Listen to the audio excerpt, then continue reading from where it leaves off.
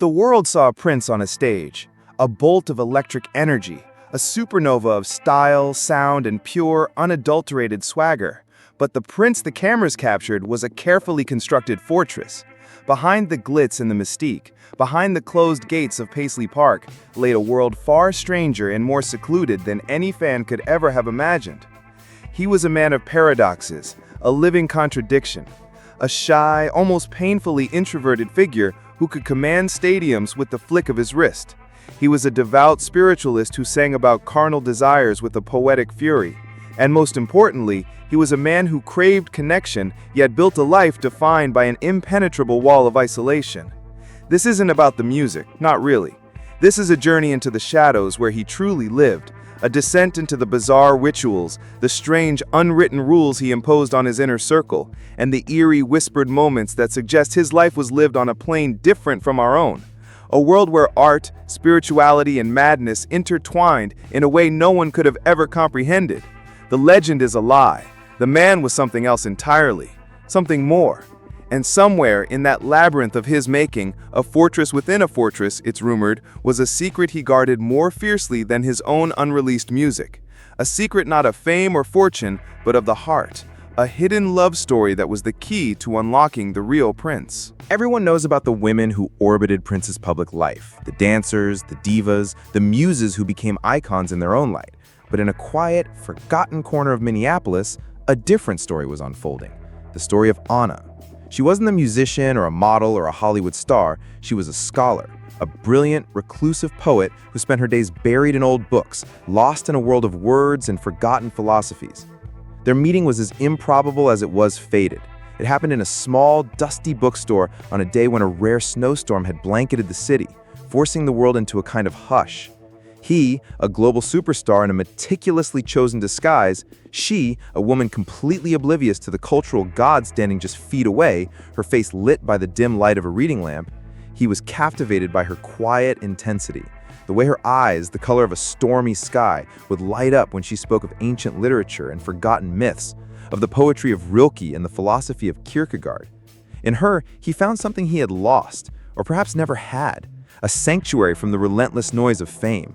Their relationship became a secret ritual, a dance of coded messages and hidden rendezvous in the dead of night. She was the only person he would call from an unlisted number at 3 a.m. just to discuss a passage from a book she had recommended, or to describe a dream he had about a melody that he couldn't quite grasp.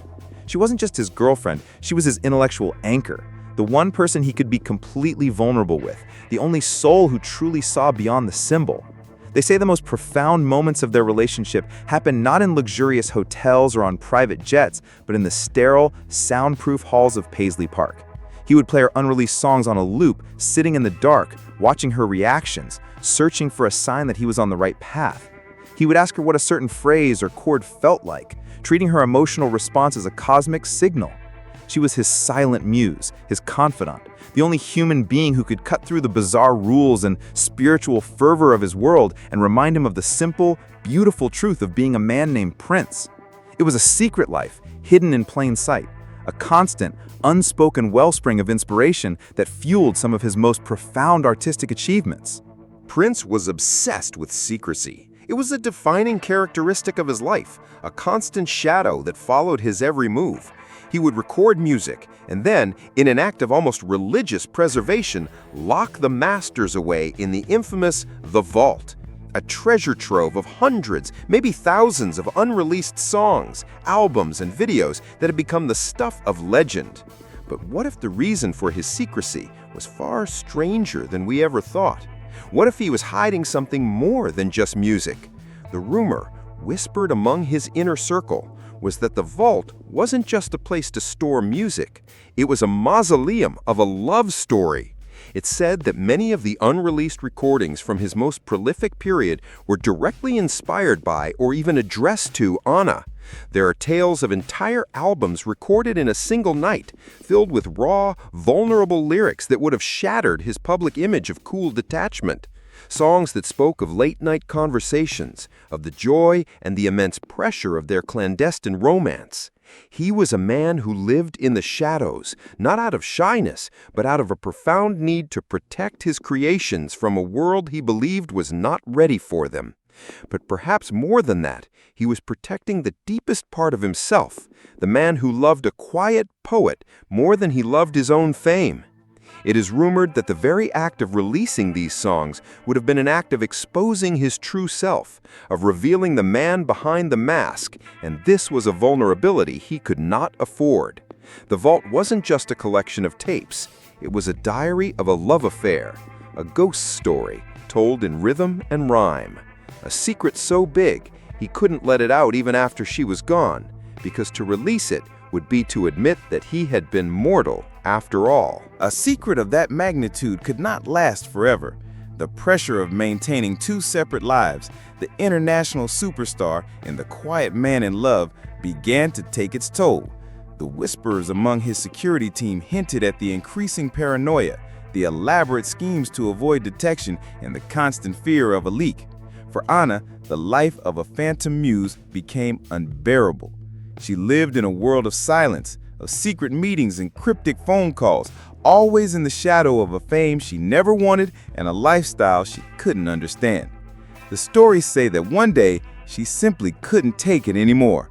The solitude, the secrecy, the constant feeling of being trapped in a life that wasn't hers, all came crashing down. The separation, when it came, was not a dramatic fight, but a slow, agonizing fade, like a star burning out in a distant galaxy. A silent goodbye that left a void in Prince's life more profound than any public breakup. The years that followed were marked by a noticeable shift in his music. The boundless creative energy of his peak was still there, but a new, almost melancholic tone crept into his work. It was the sound of loss, of something beautiful and fragile that had been broken beyond repair. He continued to be prolific, but the songs in the vault began to change. They were no longer love letters, but elegies, filled with a haunting sadness and a sense of profound loneliness. He was still Prince, but a piece of his soul had gone missing, buried in a life he had been forced to leave behind.